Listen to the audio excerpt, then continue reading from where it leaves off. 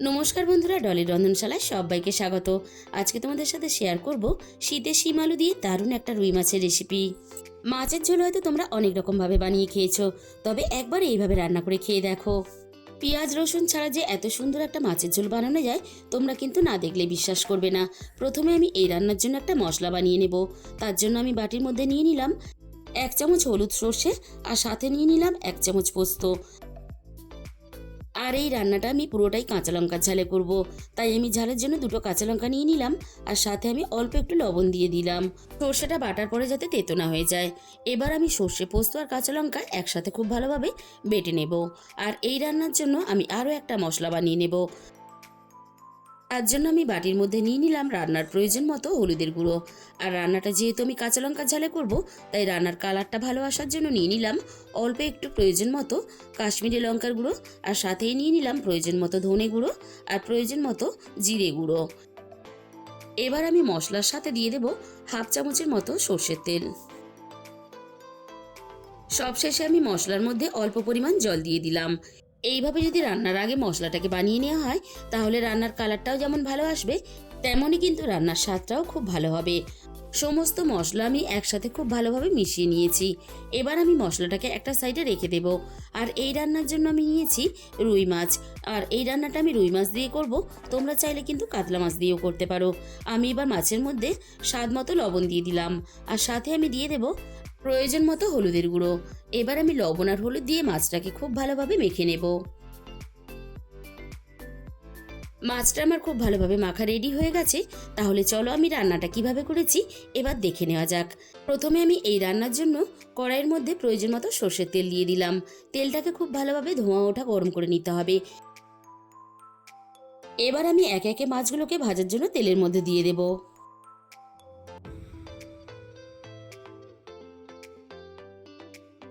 মাছের আমি একটা সাইড প্রথমে খুব ভালোভাবে ভেজে নিয়েছি। অপর সাইডটা ভাজার জন্য আমি মাছগুলোকে এভাবে উল্টে দেব।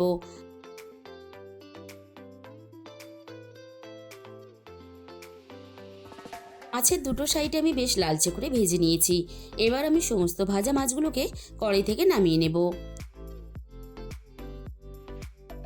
এবার আমি ওই একই তেলের মধ্যে আলুগুলোকে ভেজে নেব। আর মাছের ঝোলের জন্য দেখো আমি আলুগুলো একটু মোটা করে কেটে নিয়েছি। মাছের ঝোলের যদি আলু এভাবে একটু মোটা করে কেটে নেওয়া হয়, তাহলে দেখতেও ভালো লাগবে আর খেতেও ভালো লাগবে। এবার আমি আলুগুলোকে একটু সময় নিয়ে নাড়াচাড়া করে বেশ লালচে করে ভেজে নেব। 3 থেকে 4 মিনিটের মতো নাড়াচাড়া করে আমি আলুগুলোকে বেশ ভালোভাবে ভেজে নিয়েছি। এবার আমি কেটে রাখা শিমগুলো আলুর সাথে দিয়ে দেব। শিম আর আলু আমি একসাথেই ভেজে রান্নাটা করব, তোমরা চাইলে কিন্তু আলাদা করে ভেজেও রান্নাটা করতে পারো। শিমের মধ্যে আমি স্বাদ মতো লবণ আর দিয়ে দিলাম অল্প একটু প্রয়োজন মতো হলুদের গুঁড়ো। লবণ আর হলুদটা নাড়াচাড়া করে শিম আলুর মধ্যে খুব ভালোভাবে মিশিয়ে দেব।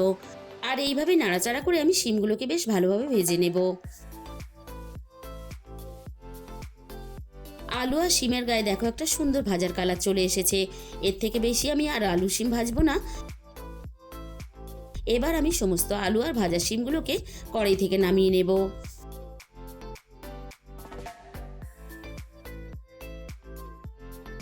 কড়াইয়ের মধ্যে যেটুকু তেল আছে বাকি রান্নাটা আমি এই তেলেই করে নেব। তেলের মধ্যে আমি ফোড়নে প্রথমে দিয়ে দিলাম অল্প একটু কালো জিরে। আমরা যে মশলাটা আগে থেকে রেডি করে রেখেছিলাম, মশলাটা আমি তেলের মধ্যে দিয়ে দিলাম। মশলাটা যাতে পুড়ে না যায় তার জন্য আমি এই সময় গ্যাসের ফ্লেমটা মিডিয়ামে রেখেছি। এবার আমি মশলাটাকে একটু সময় নিয়ে নাড়াচাড়া করে খুব ভালোভাবে মশলাটাকে কষিয়ে নেব। মিনিট 3-4 মতো আমি মশলাটাকে খুব ভালোভাবে কষিয়ে নিলাম। এবার আমি মশলার সাথে ভেজে রাখা আলু আর শিমগুলোকে দিয়ে দেব।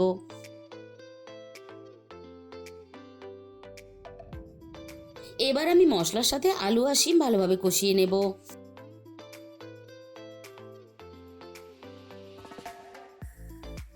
3-4 মিনিটের মতো নাড়াচাড়া করে আমি আলু আর শিম বেশ ভালোভাবে কষিয়ে নিলাম। এবার আমি রান্নার মধ্যে প্রয়োজন মতো জল দিয়ে দেব।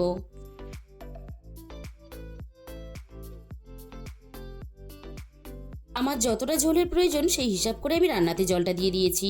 তোমরা যখন রান্নাটা করবে তোমাদের প্রয়োজন মতো হিসাব করে রান্নাতে জলটা দিয়ে দেবে। সব কিছু আমি একসাথে নাড়াচাড়া করে খুব ভালোভাবে মিশিয়ে দিলাম।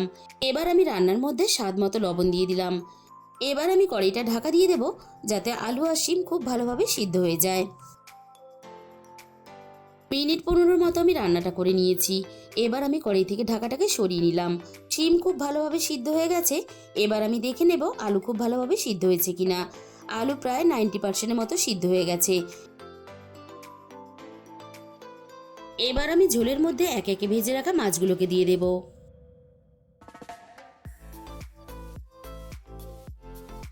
মাছের সাথেই বেটে রাখা কাঁচা লঙ্কা, পোস্ত, সর্ষেটাকে দিয়ে দেব। আর সাথেই আমি মশলার বাটি দিয়ে আরও একটু অল্প জল দিয়ে দিলাম। এবার আমি হালকা হাতে নাড়াচাড়া করে মাছগুলোকেও খুব ভালোভাবে মিশিয়ে দেব। আর সর্ষে পোস্ত বাটাটাও খুব ভালোভাবে মিশিয়ে দেব। সব কিছু আমি একসাথে নাড়াচাড়া করে মিনিট 10 মতো আমি আরও রান্নাটা একটু করে নেব। বন্ধুরা, তোমরা একদিন হলেও পেঁয়াজ রসুন ছাড়া এভাবে আলু শিম দিয়ে মাছের ঝোল রান্না করে খেয়ে দেখো। রান্নাটা খেতে গরম গরম ভাতের সাথে জাস্ট অসাধারণ লাগে। তাহলে বন্ধুরা, আজকের এই রেসিপিটা শেষ পর্যন্ত দেখার পরে তোমাদের যদি ভালো লেগে থাকে তাহলে ভিডিওতে একটা লাইক, শেয়ার আর কমেন্ট করে দিও। আর যে সমস্ত নতুন বন্ধুরা এখনো পর্যন্ত আমার চ্যানেলটাকে সাবস্ক্রাইব করনি, এরকম নতুন নতুন ঘরোয়া রেসিপি পেতে আমার চ্যানেলটাকে সাবস্ক্রাইব করে আমার পাশে থাকার অনুরোধ রইল। আর তার সাথে সাথে পাশে থাকা বেল আইকনটা ক্লিক করে অল করে দিও। তাহলে আমি যখনই কোনো নতুন রেসিপি আপলোড করব সবার আগে তোমার কাছে পৌঁছে যাবে। রেসিপিটা দেখার জন্য তোমাদের সবাইকে অসংখ্য ধন্যবাদ।